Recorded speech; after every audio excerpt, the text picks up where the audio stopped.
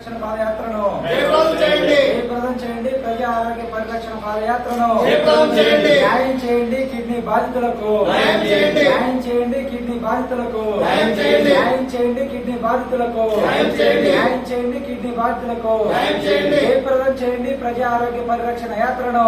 ఎన్టీఆర్ జిల్లా తిరువూరు నియోజకవర్గం ఏకొండూరు కంపలగూడెం మండలాలు కిడ్నీ బాధితుల ఆవాస కేంద్రాలుగా మారిపోయింది. గత 5 సంవత్సరాలుగా ఏకొండూరు మండలం చీమలపాడు గిరిజన తండాల ప్రజలు 300 మందికి పైగా కిడ్నీ వ్యాధి బారిన పడి చనిపోవడం జరిగింది.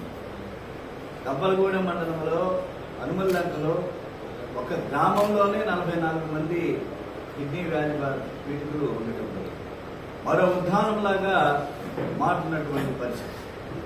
కాబట్టి మరో ఉద్దానంలా మారకముందే ఏకొండూరు కంపలగూడెం మండలాల కిడ్నీ బాధితుల ఆరోగ్య పరిరక్షణకు ఆగస్టు 27, 28, 29వ తేదీలలో ఏకొండూరు నుంచి విజయవాడ సబ్ కలెక్టరేట్ వరకు కూడా సిపిఐ పాదయాత్ర చేపడుతుంది. ప్రజారోగ్య పరిరక్షణ పాదయాత్ర ఇవాళ పాడెక్కుతున్న ఆరోగ్యం, పాడెక్కుతున్న ప్రజారోగ్యం కాపాడాల్సినటువంటి బాధ్యత ఎవరిది? ప్రభుత్వాలు.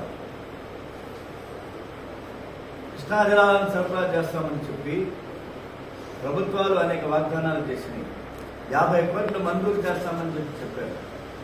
కానీ ఈనాటి వరకు కూడా కృష్ణా జలాల సరఫరా అనేటువంటి జరుగుతుంది. తాత్కాలికంగా వాటర్ ట్యాంకుల ద్వారా మాత్రమే సరఫరా జరుగుతున్నటువంటి పరిస్థితులు. ఆ సరఫరాలో కూడా సప్లైలో కూడా సూక్ష్మజీవులు, క్రిమి కీటకాలు ఉన్నటువంటి నీటిని కిడ్నీ బాధితులు తాగుతున్నటువంటి పరిస్థితులు. సిపిఐ పోరాట ఫలితంగా ఏకొండూరులో డయాలసిస్ సెంటర్ ఏర్పాటు చేయడం జరిగింది. ఆ డయాలసిస్ సెంటర్లో స్కిల్డ్ నైపుణ్యత కలిగినటువంటి డాక్టర్స్ కానీ డయాలసిస్ చేసేటువంటి కానీ లేవు, అంబులెన్సులు లేవు. కాబట్టి పరిసర ప్రాంతాల ప్రజలు హాస్పిటల్కి రావాలన్నా డయాలసిస్ చేయించుకోవాలన్నా చాలా ఇబ్బందికరమైనటువంటి పరిస్థితి ఎదుర్కొన్నటువంటి నేపథ్యం ఈరోజు ఉన్నటువంటి పరిస్థితి ఉన్నది. అందువల్ల సిపిఐగా అనేక సందర్భాల్లో ప్రభుత్వాలను వేడుకోవటం జరిగింది, ఉద్యమాలు చేయటం జరిగింది, చనిపోయినటువంటి కుటుంబాన్ని ఓదార్చడం జరిగింది. నిన్నగాక మొన్న ముఖ్య వాస్త్ర అని చెప్పి ఏకొండూరు తండాలో గిరిజన తండాలో ఒక గిరిజన అసూలు పడటం జరిగింది. అది ఊరు వదలలేక ఊపిరిలో వదులుతున్నటువంటి పరిస్థితి మనం చూస్తున్నాం. కన్న ఊరి మీద ప్రేమ, పుట్టిన ఊరి మీద ప్రేమ, ఊరు వదిలిపెట్టలేక ఊపిరిలో వదులుతున్నటువంటి పరిస్థితి ఈ ప్రభుత్వాల దృష్టికి ఈరోజు తీసుకొస్తున్నాం. ఏ ప్రభుత్వం ఉన్నప్పటికీ కూడా జలజీవన మిషన్ ఇంతవరకు ఒక అడుగు ముందుకు వెళ్ళాలి కేంద్ర ప్రభుత్వం ప్రవేశపెట్టింది. అలాగే కృష్ణా జలాల సరఫరా పైప్ లైన్లు ఎక్కడ వేసిన గోగలి అంటే అక్కడ మాత్రమే నామావసరంగా ఉన్నటువంటి పరిస్థితి. అందువల్ల ప్రజారోగ్యం గుండుపడిపోతుంది, బాధికుంటుంది. ప్రజారోగ్యం కాపాడాలని చెప్పి సిపిఐగా రేపు ఆగస్టు 27వ తారీఖు నుంచి ఏకొండూరు డయాలసిస్ సెంటర్ నుంచే మా పాదయాత్ర ప్రారంభమవుతుంది. 100 కిలోమీటర్ల పొడవునా సాగేటువంటి పాదయాత్ర గ్రామ గ్రామాన ప్రజలు పెద్ద విజయవాడ కలెక్టరేట్ కార్యాలయం వరకు కూడా సాగేటువంటి 3 రోజుల పాటు సాగే పాదయాత్రను ప్రజారోగ్య పరిరక్షణ యాత్రను జయప్రదం చేయాల్సిందిగా ప్రజానీకానికి విజ్ఞప్తి చేస్తున్నారు.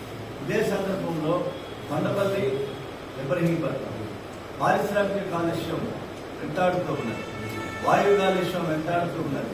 ఇలా వీటిపిఎల్ఎస్ నుంచి వెలువడేటువంటి బూడిద యాష్ ఏదైతే ఉన్నదో ఆ బూడిదతో సహజీవనం చేసినటువంటి పరిస్థితి కనపడుతుంది. కాబట్టి కూలింగ్ కెనాల్ నుంచి వచ్చేటువంటి వాటర్ లేదా కిలా వైపు నుంచి వచ్చేటువంటి కాలువ నుంచి వచ్చేటువంటి బూడిద కాలువ ఇవన్నీ కూడా కృష్ణా జలాల్లో కలిసి కాలుష్యానికి కారణమవుతున్నాయి. అక్కడ 2000 చిన్న తరహా మధ్య తరహా పరిశ్రమలు కొండపల్లి, ఇబ్రహీంపట్నం ప్రాంతంలోనే ఉన్నాయి.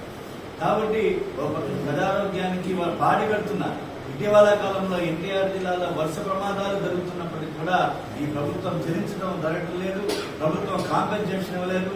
ఆర్నాటెక్ దగ్గర నుంచి, రామ్టెక్ దగ్గర నుంచి, పరిటాల బాలి దగ్గర నుంచి, ఏకొండూరు బాలిక కిడ్నీ బాధితుల దగ్గర నుంచి, కొండపల్లి పారిశ్రామిక కాలుష్యం నుంచి ప్రజల్ని విముక్తి చేయాల్సినటువంటి బాధ్యత, ఆరోగ్య పరిరక్షణ చేయమని చెప్పేటువంటి ప్రభుత్వాలు ప్రజారోగ్య పరిరక్షణ కాపాడవలసినటువంటి బాధ్యత, మౌలిక బాధ్యత ప్రభుత్వాలపైన ఉన్నది. కాబట్టి వాళ్ళ సిపిఐ రాజకీయాలకు అతీతంగా సాక్షి ప్రజా పరిరక్షణ పాదయాత్రను చేపట్టింది. ఆగస్టు 27, 28, 29 తేదీలో జరిగే 3 రోజుల పాటు సాగేటువంటి ఈ పాదయాత్ర చివరి రోజున విజయవాడ కలెక్టరేట్ కార్యాలయం వద్ద కలెక్టరేట్ విలువపత్రం సమర్పించి పాదయాత్ర ముగుస్తుంది. ఈ పాదయాత్రకు కిడ్నీ బాధితులు పెద్ద ఎత్తున హాజరై, అలాగే ప్రజలు గ్రామాన కూడా ప్రజల భాగస్వాములు అవ్వాలని చెప్పేసి పారిశ్రామికంగా మీ సహకారాన్ని కోరుతూ ప్రజారోగ్యాన్ని కాపాడాలని చెప్పి, పాడెక్కుతున్న ప్రజారోగ్యాన్ని కాపాడాలని చెప్పి, ప్రజారోగ్య పరిరక్షణ విజయవంతం చేయాలని చెప్పి ప్రజలకు విజ్ఞప్తి చేస్తారు.